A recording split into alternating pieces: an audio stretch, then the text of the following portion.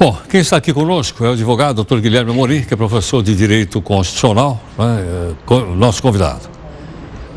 Obrigado pela gentileza, Guilherme. Eu que agradeço o convite, Heródoto. Obrigado. Boa noite.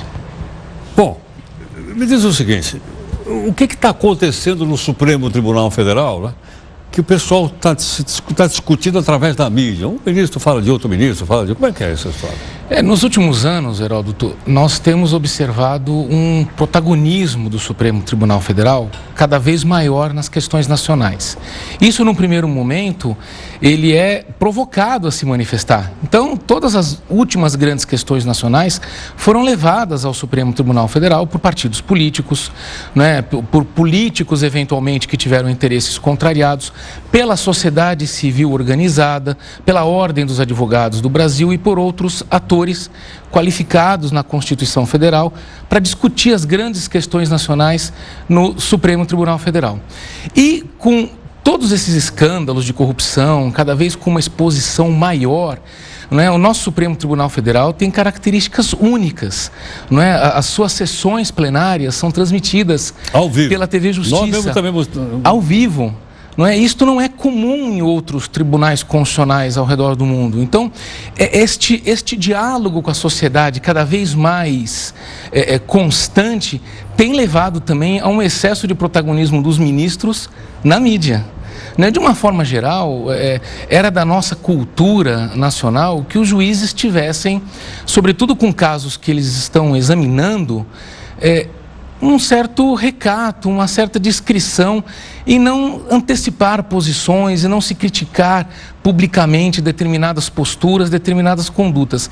No caso do Supremo Tribunal Federal, como nós temos muitas questões políticas sendo discutidas, as próprias divergências políticas, eventualmente, entre os ministros, as próprias divergências de caráter jurídico, de como se interpreta a Constituição, elas têm exacerbado em debates públicos. E aí eu acho que cada vez mais a gente tem presenciado essas trocas de rusgas e de debates, às vezes até mais ásperos, não só na plenária do Supremo Tribunal Federal, mas também em público, não é? Como acontece com o ministro do Supremo Tribunal Federal e o senador, o presidente do Senado Federal, o senador Renan Calheiros, e isto não contribui muito para uma questão que é se decidir como a Constituição deve ser interpretada em determinadas questões. Agora, na sua opinião, está mesmo havendo interferência de um poder no outro? Eu quero lembrar dois casos. Um é esse que nós falamos agora há pouco, né?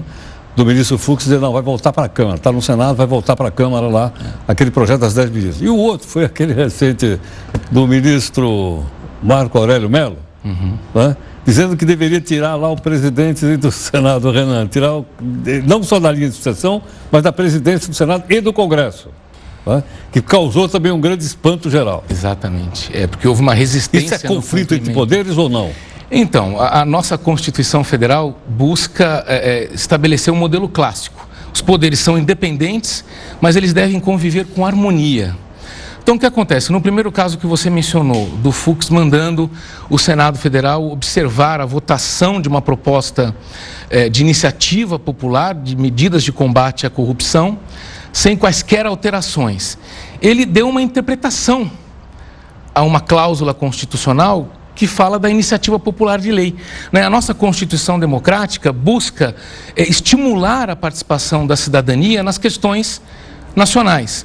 Uma dessas possibilidades é a iniciativa popular de lei. Você recolhe assinaturas dos cidadãos para apresentar um projeto na Câmara dos Deputados e aí haver o debate no Congresso Nacional.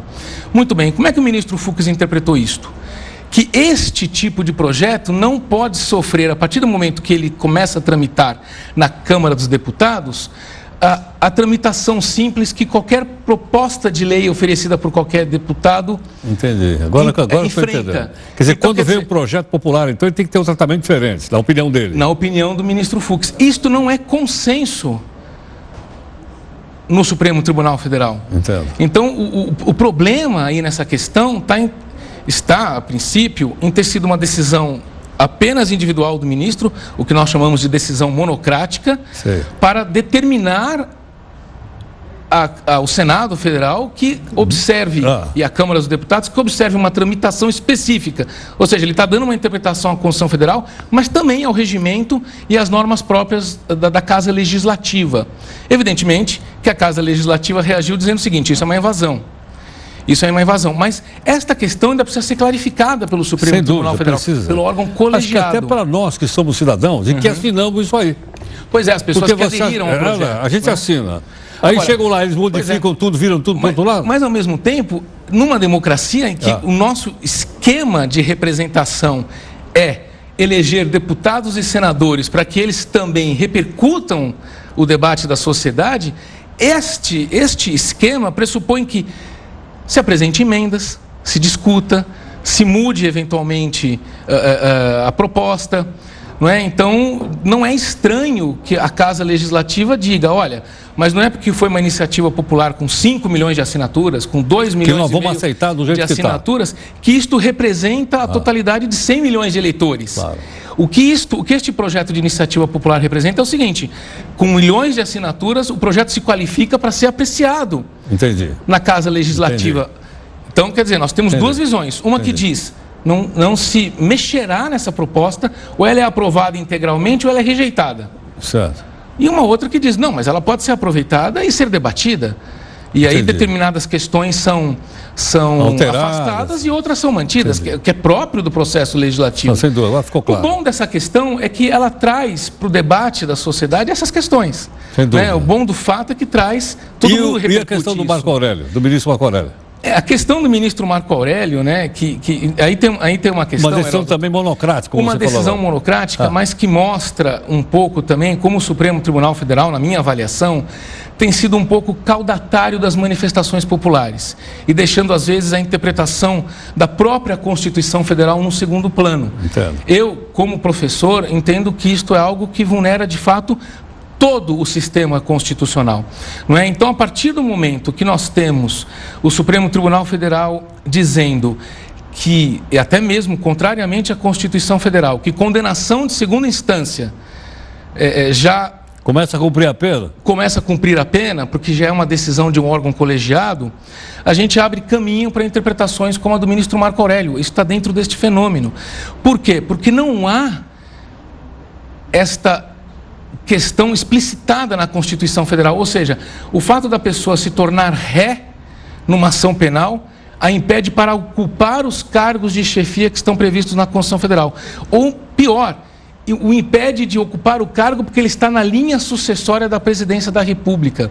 Essa é uma interpretação que inova o texto constitucional, ou pelo menos extrai do texto constitucional algo que não está tão clarificado. E aí, estas questões mais difíceis, o Supremo Tribunal Federal, a Corte Constitucional, deve resolver como um todo. E não a princípio com uma decisão monocrática. Então, me parece que o desgaste que o ministro Marco Aurélio sofreu em termos institucionais foi porque houve um certo assodamento em, liminarmente, determinar o afastamento do presidente do Senado do outro poder, né? que é um outro poder. Então, quer dizer, aí talvez alguma cautela pudesse ter sido observada, sobretudo porque ele é um ministro muito experiente. Então, isto acaba contribuindo para uma certa radicalização das posições. Né? Porque daí, no primeiro momento, o senador Renan Calheiros não cumpriu a norma. Né? Ele não cumpriu a determinação, ele não cumpriu a decisão. E depois tentou se recolocar um pouco, dizendo que decisão do Supremo se cumpre. O que não é... Porque quando ele diz isso, ele acaba dizendo o seguinte: decisão do Supremo não é decisão só de um ministro. Ele não fala isso com todas as letras, mas dá para nós entendermos isso. Então, nós temos aí um momento em que há um certo recrudescimento das relações institucionais. E num momento de crise econômica, como esse que nós estamos vivendo, e num momento de uma crise moral, em que essa Operação Lava Jato, ela cada vez mais demonstra como os esquemas de desvio de recursos e o esquema de corrupção atingiu vários patamares do governo, vários agentes privados. Então, quer dizer, isto, de uma forma geral, acaba deprimindo a sociedade. Mais ainda, a partir do momento que você vê os poderes brigando entre si. E isso tem um lado bom, que mostra que o processo democrático está acontecendo, mas tem um lado ruim também, que é de uma certa sensação de que, olha, está ruindo, as instituições estão ruindo, né? Nós precisamos acreditar que o caminho da Constituição Federal é um caminho que tem que ser prestigiado, né? Quer dizer, a Legião Urbana, do cantor Renato Russo, em 1984, quando lançou aquela música Que País é Este? Que país é esse? Ele já dizia o seguinte, olha, ninguém respeita a Constituição, mas todos acreditam no futuro da nação. Quer dizer, nós temos que ter um certo norte, um certo guia. Sem dúvida. Né? E o Supremo tem um papel importante nisso, mas as demais instituições também. O Congresso Nacional também, o Poder Executivo também, porque executa políticas públicas. Então, quer dizer, nós precisamos caminhar para um maior entendimento desses poderes. Professor, eu queria pedir que ficasse mais um instantinho aqui conosco. Professor e advogado Guilherme Amorim aqui conosco. Guilherme, bom, fazendo então um fechamento, como é que a gente estabiliza esse pessoal? É o ego, não? O ego também está atrapalhando um pouco? Eu tenho um ego insuportável. Esse pessoal tem ego, superego, não é? E assim, evidentemente que nós temos, atrelado a uma crise de representatividade e legitimidade que nós temos hoje dos poderes, nós temos alguns atores institucionais querendo também ser protagonistas demais da cena política e da cena jurídica, e da cena econômica. Além do seu mandato ou não? Então, essa questão... Tem um mandato para julgar, mas tem um mandato também para... Então, pois é, quando nós temos um juiz que está examinando uma questão específica, é no mínimo de bom tom que ele se resguarde para um exame final da questão e não antecipe situações. Hoje nós tivemos um debate entre o ministro Fux e o ministro Gilmar Mendes pela manhã no Tribunal Superior Eleitoral, não é, que mostra bem uma perspectiva de que, como no Supremo Tribunal Federal, nós temos 11 ministros representando 11 ideias diferentes e 11 cortes constitucionais diferentes. Cada um ali é o STF de uma forma diferente. Quer dizer, o próprio funcionamento do Supremo Tribunal Federal poderia ser aperfeiçoado para que as opiniões majoritárias e divergentes fossem unificadas em torno de uma ideia central, para que a sociedade, inclusive, a comunidade jurídica, de uma forma geral, pudesse começar a compreender com mais clareza qual o entendimento do Supremo Tribunal Federal sobre uma determinada questão. E, evidentemente, quando os ministros do Supremo Tribunal Federal começam a se colocar de forma mais política ou de forma mais jocosa, às vezes, ou de forma mais jornalística, né, como sugere a Associação dos Juízes, dizendo, olha, ele deveria ser comentarista, não é? Isto corrói um pouco essa autoridade que o ministro da Suprema Corte deveria ter. Guilherme, eu que agradeço, Heródoto. Muito grato aqui pela explicação, pela aula. É um prazer. Muito obrigado. Boa noite. Obrigado.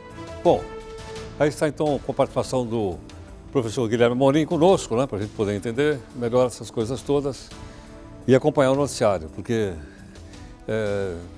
ele está muito animado, né? Então as pessoas estão aqui para a gente poder formarmos nossa própria opinião sobre esses assuntos importantes da cidadania. Até já.